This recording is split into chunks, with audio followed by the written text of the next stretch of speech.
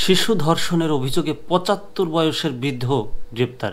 ৭৫ বয়স মানে এক পা কবরে বা দুই পাই কবরে বলা যায়, কারণ বাংলাদেশের গড় আয়ু ৭০ বছর।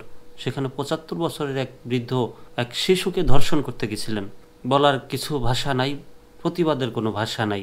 গাইবান্ধার ফুলছড়ি উপজেলায় ১০ বছরের এক শিশুকে ধর্ষণের অভিযোগে বিশা শেখ ৭৫ বছর বয়সের নামের এক বৃদ্ধকে গ্রেপ্তার করেছে পুলিশ।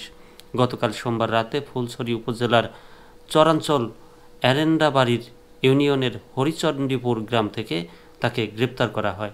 ফুলছড়ি থানার ভারপ্রাপ্ত কর্মকর্তা ওসি খন্দকার হাফিজুর রহমান গ্রেপ্তারের বিষয়টি নিশ্চিত করেছেন।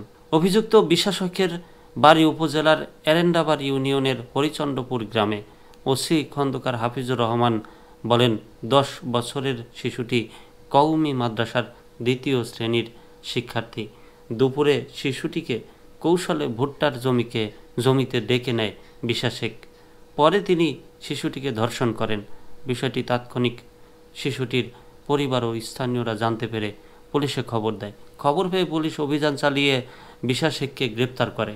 তিনি আরও বলেন, জিজ্ঞাসাবাদে অভিযুক্ত বিশা শেখ পুলিশের কাছে ঘটনার সত্যতা স্বীকার করেছেন। এ ঘটনায় শিশুটির পরিবারের পক্ষ থেকে ধর্ষণের অভিযোগে থানায় লিখিত অভিযোগ করেছে।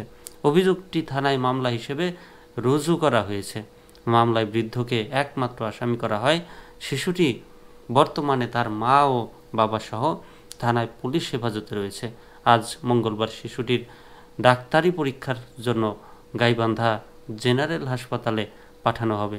একই সঙ্গে অভিযুক্ত ব্যক্তিকে আদালতের মাধ্যমে কারাগারে পাঠানো হবে।